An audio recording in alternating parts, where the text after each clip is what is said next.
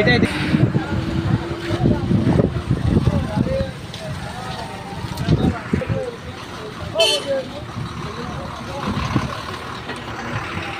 ঘটনাটা কখন ঘটেছে, কেমনি ঘটেছে?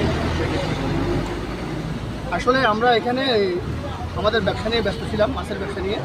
হঠাৎ শুনে যে এখানে বিকট শব্দ আওয়াজ, যার কারণে আমরা এলাকাবাসী সবাই একসাথে সবাই একসাথে আসি। সবাই এসে দেখি যে এখানে খুব মর্মান্তিক দুর্ঘটনা, গাড়ির সামনাসামনি অবস্থা। আমরা এসে তৎক্ষণাৎ গাড়ির দুজনের ড্রাইভার হেল্পার এলাকাবাসীকে নিয়ে ওদেরকে উদ্ধার করে দ্রুত ওদেরকে মেডিকেলে পাঠাই। এবং আমরা দুনো গাড়িতে এই ডকুমেন্টপত্র, এই মোবাইল ডকুমেন্টপত্র, তারপরে এই গাড়িতে টাকা পাইছিলাম 5,500 মতো, এগুলো আমরা আমাদের কাছে রাখছি এবং মালিককে ফোন করা হয়েছে। ওরা আসুক, ওরা আসলে ওদের আমানত ওদেরকে দিয়ে দিব। আর দোয়া করি যাতে ড্রাইভারগুলো সুস্থ হয়ে যায়। আহত কতজন হয়েছে? দুই গাড়িতে মোটামুটি 7 জন ছিল। তো তাদের অবস্থা কেমন? তাদের অবস্থা বলতে খুব গুরুতর অবস্থা, মানে বিএসআরএম এর গাড়ির চেয়েও এই গাড়ির ড্রাইভারের অবস্থা বেশি খারাপ। আচ্ছা, তারা কি কোনো নেশা অবস্থা পাইছেন কিনা আপনারা দেখতে? না, ওইরকম তো পাই নাই।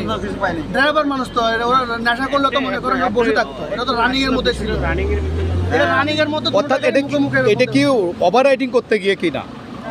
আসলে আমরা সুখের মধ্যে দেখি নাই, আমরা আওয়াজ শুনে তারপর আসছি। আওয়াজ শুনেছি। আচ্ছা,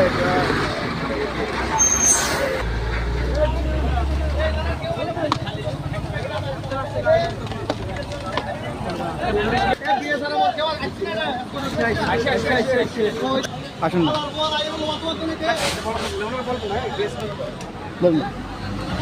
ভাইজান, এক্সকিউজ মি, বলতেছি যে আপনাদের যে বিএসআরএমের যে এই যে গাড়িটা ক্ষয়ক্ষতি কেমন হয়েছে বিষয়, যে এটা বিএসআরএমের গাড়ি না? আচ্ছা, ভাড়া করা। আচ্ছা, সেখানে ক্ষয়ক্ষতিটা কেমন হয়েছে? জি, এমনিতে বিশেষ করে আপনাদের গাড়ির ক্ষয়ক্ষতিটা কেমন হয়েছে? আমাদের গাড়ি না, ওটা গাড়ির ক্ষয়ক্ষতি না, ড্রাইভার এবং হেল্পার এরা দুজনই খুব আহত হয়েছে না? তাদের অবস্থা কেমন? গাড়িগুলো জবাব দিতে গেলে আমাদের অ্যাকশন নিতে হবে। জানেন না?